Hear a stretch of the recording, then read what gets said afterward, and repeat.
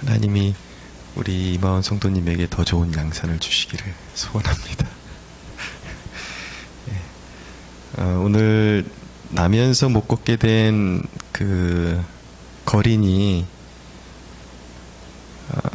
베드로와 요한에 의해서 치유받는 그런 사건을 보여주고 있습니다. 근데 우리가 이 대목에서 첫 번째 주목해야 될 메시지는 1절의 제9시 기도 시간에 베드로와 요한이 성전에 올라갔을 때 제자들이 여전히 그 유대인의 관습을 따라서 그 하루에 3번씩 주기적으로 하나님 앞에 기도하는 시간이었습니다. 이 나면서 못 걷게 된 이 사람이 치유받는 이 사건은 기도하는 주님의 제자들을 통해서 일어났다라는 것이 우리가 주목해서 볼 점입니다. 귀한 영혼들을 치료할 수 있는 능력을 하나님은 누구를 통해서 흘려보내시는가? 기도하는 사람, 전심으로 하나님의 뜻을 구하는 사람, 늘 깨어서 주님의 존전에서 경건의 훈련을 갖는 사람들을 통해서 하나님의 능력을 흘려보내신다라는 것을 알게 되는 것이죠. 그래서 세상을 치유하는 진정한 복된 사람이 되기 위해서는 늘 어느 때이든지 하나님의 얼굴을 구하는 그런 경건에 몸 담고 경건에 그런 익숙해지는 사람이 될 수 있도록 늘 깨어 있어야 하는 것입니다. 2절에 보니까 나면서 못 걷게 된 이를 사람들이 메고 오니 이는 성전에 들어가는 사람들에게 구걸하기 위하여 날마다 미문이라는 성전 문에 두는 자라 라고 말씀합니다.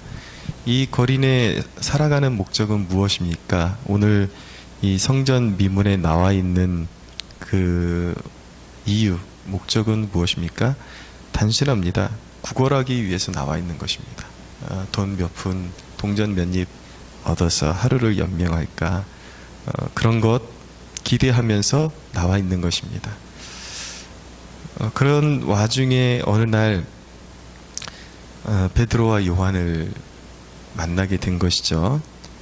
그래서 베드로와 요한을 통해서 이제 예수님을 만나게 되는 그런 역사적인 사건을 보여주고 있는 것입니다. 자, 돈 몇 푼 구걸하기 위해서 인생을 사는 사람, 이 사람은 세상에서 바랄 것이 없습니다. 그냥 늘 그렇게 살아왔고, 또 자신의 인생은 태어나면서부터 걷는 거는 꿈도 꿀 수 없었던 사람이기 때문에 당연히 자신이 할 수 있는 일이 구걸밖에는 없다고 그렇게 한계를 그어놓고 살던 그 인생에 그리스도께서 제자들을 통해서 그리스도의 이름이 선포되어지고 그리스도께서 오시니까 어떤 역사가 일어납니까? 한 번도 이 사람이 생각해보지 못하고 꿈꾸지 못했던 일이 벌어집니다. 그가 일어서게 되는 역사가 일어나는 것이죠. 그러니까 한 영혼에 그리스도께서 오실 때에 일어나는 일이 바로 이와 같다라는 것을 보여줍니다. 전혀 생각지 못했던 일. 그의 인생의 꿈은 구걸하는 것이었는데 주님이 오시는 목적은 그의 구걸을 채워주기 위해서 오시는 것이 아니라 한 번도 걷지 못했던 인생의 다리에 힘을 주시고 그의 영적으로 그가 깨어나고 하나님의 자녀가 되고 천국의 유업을 누리는 하나님의 백성으로 살아가게 하시기 위해서 예수님이 찾아오신다라는 것이죠. 사람이 기대하는 것과 주님이 주기를 원하시는 것이 너무나도 다르고, 사람이 바라는 것보다, 육신에 속한 사람이 바라는 것보다 하나님이 가지고 찾아오시는 그 선물은 너무나도 대단하다라는 것을 알게 되는 것입니다. 그러니까 여러분, 주님을 만나는 것이 축복입니다. 여러분, 모든 삶 가운데 특별히 이 새벽에 주님의 존전 앞에서 우리는 우리의 상황 가운데 바라는 것이 이거밖에 없고 안진뱅이처럼 거의 구걸하다시피 이것 하나만 있으면 하나님 될 것 같습니다. 그런 마음으로 나왔지만 그 인간적인 생각을 완전히 갈아엎고 뒤집어 엎고 하나님의 계획이 드러나지는 그런 축복을 누리는 이 아침이 되기를 예수님의 이름으로 축원합니다. 4절을 보니까 베드로가 요한과 더불어 주목하여 이르되 우리를 보라 하니, 자, 베드로와 요한이 우리를 보라 하니 우리를 보라 라고 그렇게 외쳤습니다. 여러분은 세상의 삶의 문제에 매여 있는 영혼들에게 담대히 나를 보라 라고, 우리를 보라 라고 그렇게 외칠 수 있으시겠습니까? 혹시 내가 뭔 도움을 줄 수 있겠어? 무슨 도움을 줄 수 있겠어? 라고 늘 자포자기하는 심정으로 살지는 않습니까? 우리의 기준은 여전히 내가 뭐 가진 것이 있어야지, 내가 뭐 할 줄 아는 게 있어야지, 그러면서 사람들의 고통에 눈 감고 있는 그런 모습은 아닌지 한번 돌아볼 필요가 있습니다. 그러나 다른 것이 아니라 예수 그리스도의 이름이 세상 사람들의 모든 질병과 영적인 그런 환난에서 건져줄 수 있는 유일한 해답이라는 것을 우리가 그만큼 신뢰하고 있는가, 그것을 한번 돌아볼 필요가 있는 것입니다. 오늘 성경이 보여주는 것은 무엇인가? 분명히 세상의 모든 사람들의 염려와 근심과 걱정에 모든 문제를 풀어서 자유케 해줄 수 있는 유일한 능력이 예수님의 복음이라는 것을 보여주고 있는 것입니다.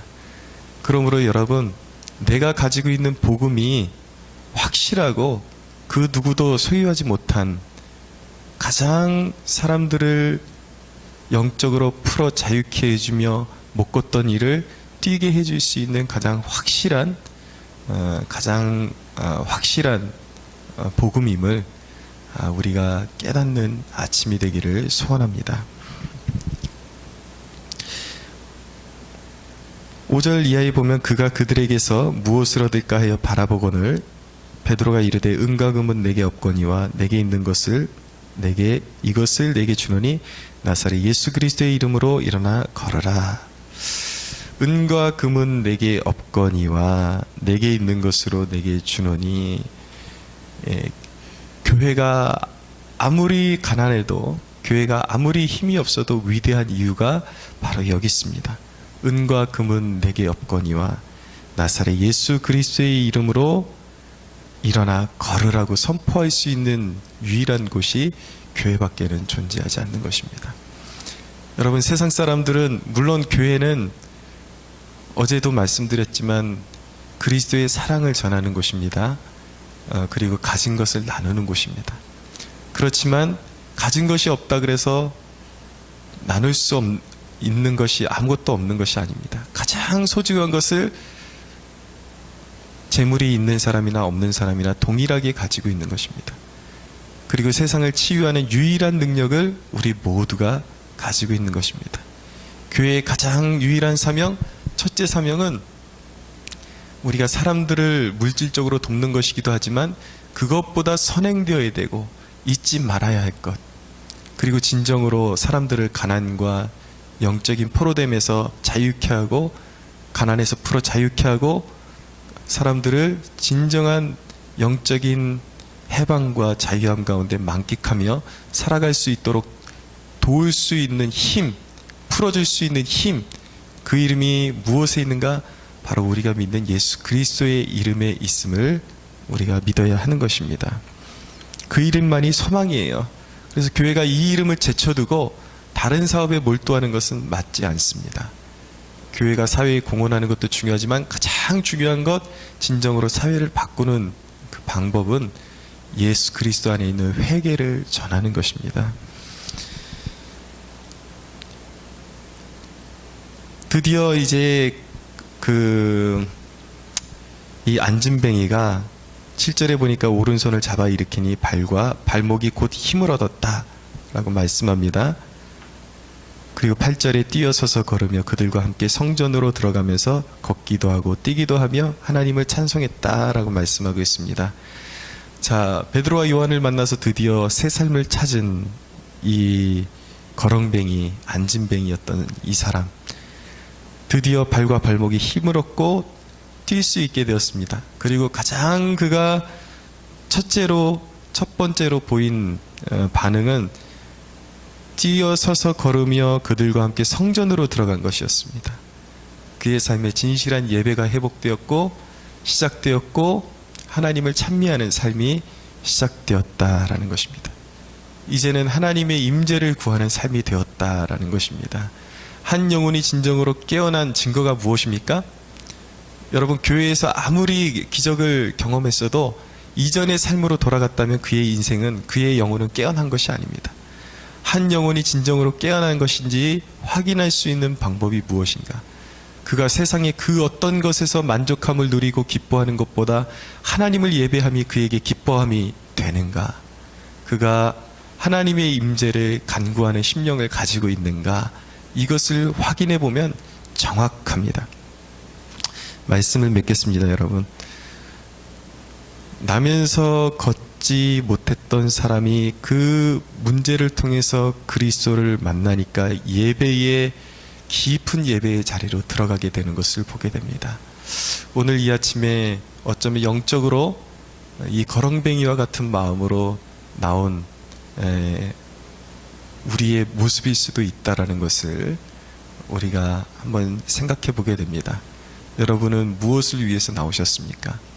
인간적인 그런 생각으로 나왔을지 모르겠지만 우리가 기도 가운데 성령님의 도우심으로 살아계신 주님을 만나고 그것을 통해서 오히려 세상적인 만족, 세상적인 것들이 채워지는 것이 아니라 하나님의 깊은 임재 가운데로 들어가는 것이 진정한 축복인 줄로 믿고 이 아침에 우리를 도우시는 살아계신 하나님, 그리고 우리를 위해서 피 흘려주신 그리스도의 거룩한 임재를 더욱더 깊이 맛보고 하나님의 만지심과 다스리심을 경험하는 것이 복 중의 복임을 깨닫고 그 임재로 들어가는 축복에 있게 되기를 예수 그리스도의 이름으로 축원합니다.